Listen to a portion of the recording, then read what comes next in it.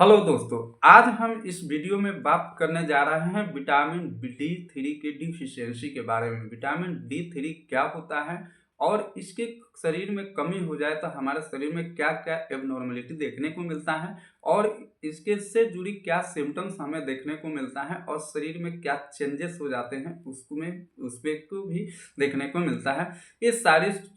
Topic पे हम clear इस वीडियो में बात करेंगे और फुल डिटेल्स में अच्छे से बात करेंगे कि क्या क्या समस्याएं देखने को मिलता है जिसमें विटामिन D3 का डिफिशियंसी किसी व्यक्ति को हो जाए। अब हम सबसे पहले ये जान लेते हैं कि विटामिन D3 होता क्या है। विटामिन D3 एक विटामिन है जो हमारे शरीर के लिए बहुत ही इम्पोर्टेंट होता है और इसकी कमी हो जाए तो हमारे शरीर में बहुत सारे एबनॉर्मलिटी और चेंज देखने को मिलता है। तो सबसे पहले अगर बात करें तो जैसे विटामिन से इस सूर्य के रेडिएशन से हमारे बॉडी एब्जॉर्ब करती है और लीवर में जाकर इसका विटामिन D3 में कन्वर्ट होकर के हमारे बॉडी में जहाँ जहाँ रिक्वायरमेंट होती है वहाँ वहाँ वहाँ बॉडी हमारे जो ब्लड के थ्रू हमारे शरीर में जहाँ पे रिक्वायरमेंट हो गया है एब्जॉर्बेंस होता है और जिससे हमारे शरीर सही से काम कर पाता है। अब सबसे पहले अगर जान लें कि अगर जो सूर्य की रेडिएशन का से जो विटामिन D3 मिलता है वो सुबह 7 बजे से लेकर के 9 से 10 बजे के बीच में आपको 9 बजे तक अप्रोक्सीमेटली 9 बजे तक आप धूप में रहते हैं या सूर्य के रेडिएशन में रहते हैं तो आपको विटामिन की डिफिशियंसी नहीं होगी। अब हम जान लेते हैं कि जो व्यक्ति को विटामिन D3 की डिफिशियंसी हो गई हो उन व्यक्ति में क्या क्या सिम्टम्स देखने को मिलता है। तो सबसे पहले अगर सिम्टम्स की बात करें तो जिस व्यक्ति को विटामिन D3 की डिफिशियंसी हो गया उन व्यक्ति को शरीर में जो हड्डियां होती हैं हड्डियां कमज़ोर हो जाती हैं और जो हड्डियां की ज्वाइंट होती है वहाँ दर्द और सूजन का सामना करना पड़ता है और काफ़ी तेज़ दर्द होता है। जैसे कमर का दर्द हो गया, नी ज्वाइंट हो गया, एंकलेज ज्वाइंट हो गया, एल्बो ज्वाइंट हो गया या सर्वाइकल ज्वाइंट हो गया या आपका जितने भी हैं ये सारे हड्डियों का जो ज्वाइंट है वहाँ आपको दर्द और सूजन का सामना करना पड़ सकता है। इसके अलावा आपके मांसपेशियों से जुड़ी समस्याएं हो सकती हैं जैसे मसल्स पेन रहना, मसल्स में सूजन आ जाना, दर्द रहना, खिंचाव रहना, ऐंठन रहना, ये सारी समस्याएं देखने को मिलती है। अगर इसके अलावा और बात करें तो इसकी विटामिन की डिफिशियंसी हो जाए तो उसका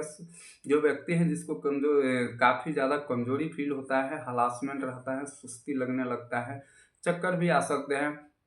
इसके अलावा आपके शरीर में एंजाइटी, डिप्रेशन जैसी गंभीर समस्याओं को भी सामना करना पड़ सकता है। इसके अलावा शरीर काफ़ी ज़्यादा कमज़ोर हो जाता है और हरासमेंट फील करते हैं, सुस्ती फील करते हैं।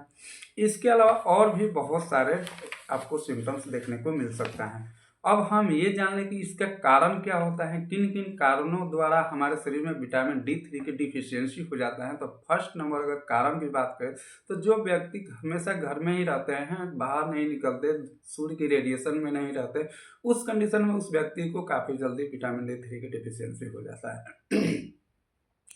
अगला है जैसे कि कोई व्यक्ति है जो न्यूट्रिएंट सही से नहीं ले पाता है, उस कंडीशन में आपको विटामिन की डिफिशियंसी हो सकता है जिसे संतुलित भोजन कहते हैं। जैसे कि कोई व्यक्ति है जो कि कैल्शियम से हैं, जैसे कि ड्राई फ्रूट्स हो गया, फल फ्रूट्स हो गया, हरे पत्तेदार सब्जियां हो गया या कुछ खनिज हो गए, ये सब चीज़ें अगर कोई व्यक्ति अगर संतुलित नहीं ले रहा है तो उस कंडीशन में आपको विटामिन की डिफिशियंसी हो सकता है। इसके अलावा अगर बात करें तो कोई व्यक्ति हैं जिसको डायबिटीज का पेशेंट हो गया है, जो डायबिटीज की गोलियां खाते हैं, उन व्यक्तियों में भी विटामिन D3 की डिफिशियंसी देखने को मिलता है, बहुत जल्दी डिफिशियंसी हो सकता है। इसके अलावा कोई क्रोनिक किडनी डिजीज हो, उस कंडीशन में भी आपको ये विटामिन D3 की डिफिशियंसी हो सकता है। इसके अलावा कोई व्यक्ति हैं जो लीवर डिजीज हो गया है, क्रोनिक लीवर डिजीज हो गया है, जैसे कि आपका